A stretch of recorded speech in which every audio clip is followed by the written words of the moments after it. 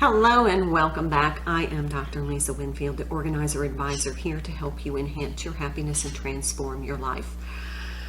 Ooh, happy Sunday. Doesn't this feel good that we're really making progress? Today, our toga for today is makeup products. So this is an area of absolute overwhelm for some. So I'm going to give you some tips on how to keep it manageable, how to make it effective, and how to maximize your investment in these products. Now, you may have a lot, you may have a little. This is literally all the makeup that I have. Literally, this is it. So our first step in our toga is to go gather. So get whatever bin, box, or basket that you use to gather and do your search safari for makeup items. So check your bathroom, your bedroom, your vanity, your purse. You may even want to check your car, your gym bag, but you're also going to find some residual items left in your luggage and in your coat pockets or any other spare purses that you have. And I bet you're going to find at least one lip gloss or one lipstick. It's always my favorite shade that I find in a coat pocket. So once you go gather, meet me back here and we're going to talk about grouping, organizing, cleaning, and how to maximize effectively your use and products. All right, if you're back, so we have gathered all of our makeup items, and now we're going to do the next step, which is called grouping.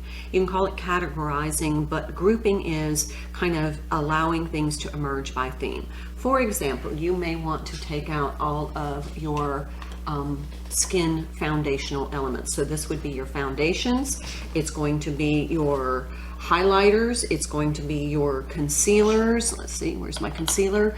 Concealers, your any kind of primer cream or whatever you put on your skin as a whole for your foundation.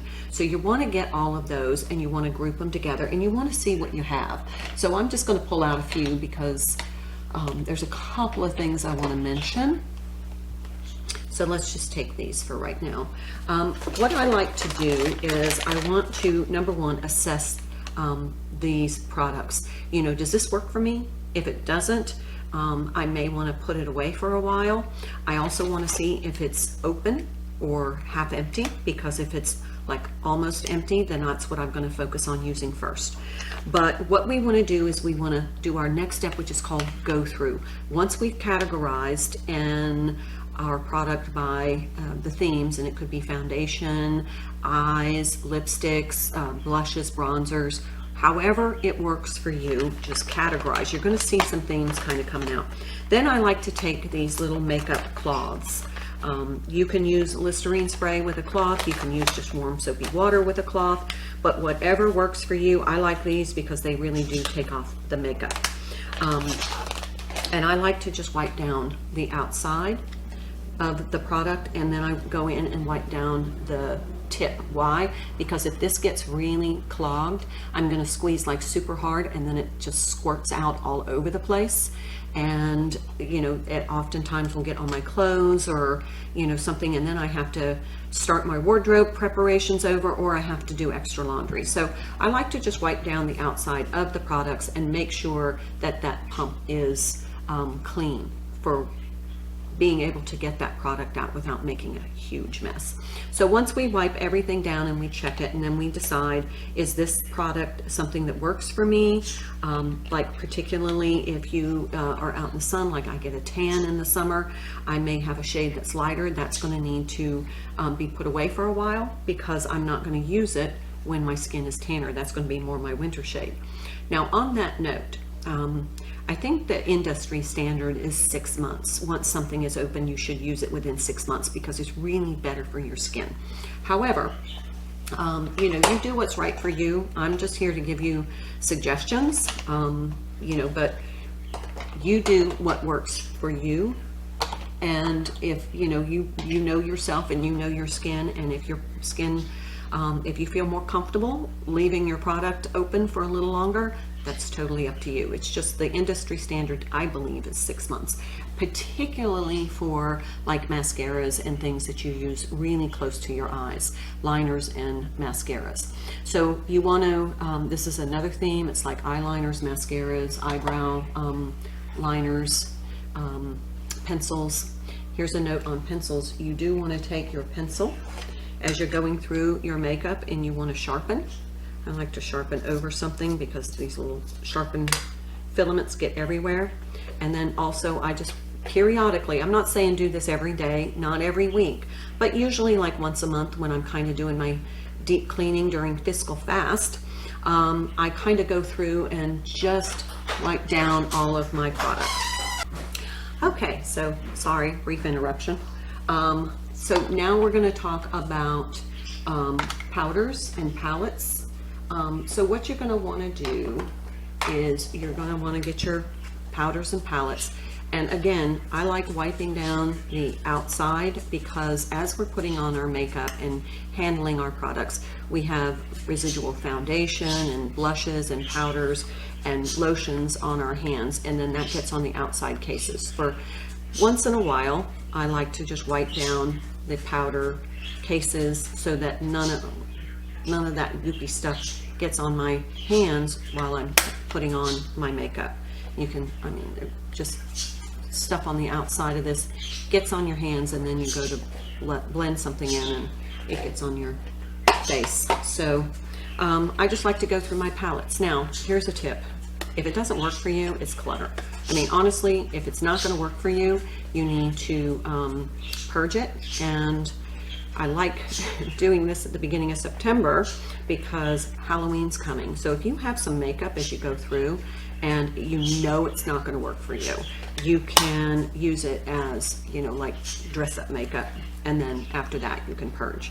So go through all your powders and palettes, and then make sure that the outside of the container is clean and that the inside is not all powdery, so that when you open it, it doesn't get all over your clothes and all over your hands, because makeup can be very messy. Okay, so those are my palettes. This is my blushes. So I'm going to clean all of the cases. Now you'll notice that I don't have any brushes in these cases because I have them all cleaning. So I clean my brushes in warm soapy water.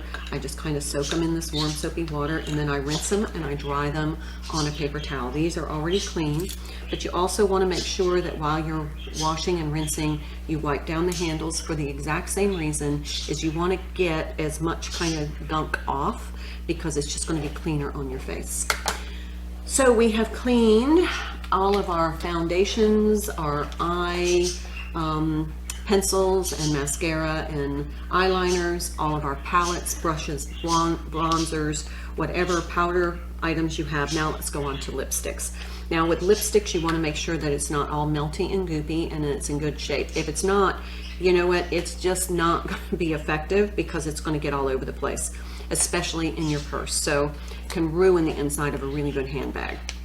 So you want to make sure that you check them and make sure that they're not melty and goopy and it's not going to get all over. Just look at your product and see that it's still in like usable condition. If it's not, it's time to purge. Okay, you also want to look at levels and make sure that you have enough, like your favorite shade, that one shade that really works for you. You want to look and make sure that you have enough, and if not, it's time to put it on your focused shopping list. Okay, so that's our lipsticks, and also you want to wash your makeup sponges. I like to use Listerine spray. For this, I just, well, actually just Listerine, and Listerine brand, not an off-brand. It's not the same thing. Listerine was developed in the 1800s as a surgical sterilizing solution.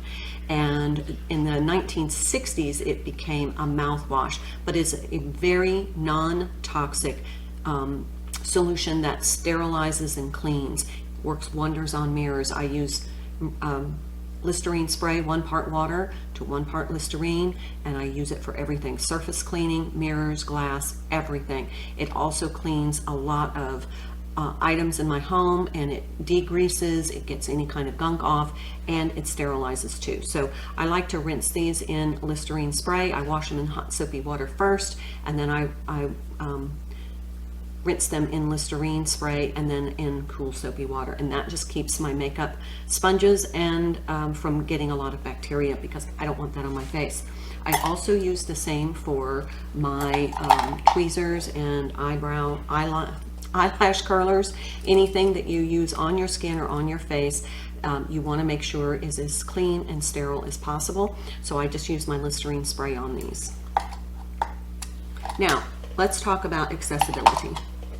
We want to make sure that we have all of our products where we can use them. If you have an enormous amount of product, then you may want to go ahead and group all of your products that are not open, and you may want to go ahead and set those aside, because once you open them, it kind of has that timeline element. So if you have product that's not open like this, I would set aside and maybe use that once you have used up some of your other products. If your product, if it's questionable, that you don't know how long it's been open, it's just best to purge. But also, you want to keep it minimal, or at least feasible, because if you're digging through bins and drawers and everything trying to find something, it's very frustrating, and it really capitalizes on your time investment. You want to make sure that you have everything in an organizer. You can use these makeup organizers, you can use bins, you can use baskets, you can use little boxes, whatever works for you. You can design a system based upon the product you have and how often you use it, but you want it accessible. You do not want to be bringing out great big heavy bins trying to find one product in a multitude of, a multitude of product. It makes it difficult and frustrating. So keep it manageable. If you have to put some product away for right now, just to keep it manageable, go ahead and limit yourself if you have product overwhelm. This is literally all I have. That's it. So this is very manageable for me, and when I need to clean, all I have to do is pick up the makeup organizer and I can clean everything and then keep it organized where I can access it easily. That is the key to using the things that you have. They can't enhance your happiness or your life or your health if you can't access them. Utilization is key. Now let's move on. I'm going to get another little wipe here, and we're going to talk about perfumes and colognes. Okay, so, and I did want to mention before I move on, here is a product that I found. It's broken and it's all goopy. This is going to be purged. And then I'm on my concealer. I'm almost out, so I'm going to put those on my focus shopping list. I'm going to write down the color and the manufacturer, the product name, the brand, so that I know what I need to purchase, because those products work for me. You can also take a quick picture with your camera and have it when you go shopping. Now let's talk about colognes and perfumes. Now these definitely have a shelf life. They go rancid. So you'll know when you spray if it's rancid, because it's going to smell bad. So you don't want to use it on your skin if it's rancid. So I just do a quick smell test and make sure that it is not smelling bad. Okay, the other thing I'm going to suggest is make sure your little pump's in the front of the bottle, because what happens is it turns around and then you spray, and you're spraying that way. I actually sprayed somebody in the face when I was trying to put on cologne. They were standing next to me, and so you just want to do that. I also like to wipe down the outside of the bottle, and that way, the same reason, it keeps it cleaner, it has less gunk transferring onto your hands, and then you don't want to put that on your face. So same thing, just do a little smell test, make sure that's there. Okay, oh, that's lovely, love that. You can tell it's all like, I like Ellen Tracy, so sorry, I buy quite a bit. Okay, so what do you do when a product doesn't work for you? Let's say somebody gave you some spray, cologne, body mist for a gift. You want to, you feel bad if you throw it away, or you're like, I don't really want to throw that away. I spent some money on it. You can use colognes and perfumes in a multitude of ways as air fresheners. You can use it for your car, you can use it for your gym bag, for your purse. Every Sunday when we clean your purse out, use some cologne that doesn't smell good on you, that doesn't interact well with your chemistry. It smells great until you put it on you, and then it's like, that does not smell the way I thought it would. You can then go ahead and use that for freshening. It can freshen your drawers, your closet, your shoes, your luggage, your coats. Use it in a variety of ways. It can be used as a room freshener, but you want to make sure that you're using it safely, and that it's something that you enjoy, because if it doesn't make you feel good, and if it's not uplifting to you, if it really has a fragrance that's offering you, it's just not worth it. It's time to purge. Another thing is, you use it in your filing system. So when you go to file those piles, you open that filing, it just smells good. It's more inviting. Okay, so we're wiping down all of our little cologne bottles, our perfume bottles. We're making sure that they smell good, because if they don't, they definitely need to be purged. Look how dainty and feminine all of those are. Can you see those? How cute. This one's a little dusty. These products, if you leave them out on your countertops in your bathroom, they will get dusty, so you do want to kind of keep them clean and sparkly, because that's uplifting. Something that's dirty and dingy is not. And if it's dusty, it looks old, and we tend to gravitate toward things that are shiny and new looking. It's just the psychology of clean. Okay, so let's just recap. So we're gonna gather, group, and go through all of our makeup items today. We're going to find a functional way to manage all of our product, as well as be able to utilize it. We're going to clean our makeup brushes and sponges. We're going to wipe down all of the outside areas, surface areas of our product, just to keep them kind of clean and germ-free and gunk-free. And we're going to go through and remove any product that has been open for what we consider too long, or we're going to find that we're low on a product, so we're going to make sure that we have that on our focus shopping list in order to buy, so that we don't have disruption in our makeup routine. We also want to go through our colognes and perfumes and clean those bottles, make sure that all of those fragrances are not rancid and that they still smell good, and the ones that we don't want to use on ourselves, that don't necessarily align with our chemistry, we can use as air fresheners in other areas of our home. So that is my little toga for today, to help you get all of your makeup organized, functional, so that it can really enhance the way you look and the way you feel. Okay, I'm the Organizer Advisor. Happy Sunday. I am signing off. I wish you a wonderful day, and I'll see you in the next video.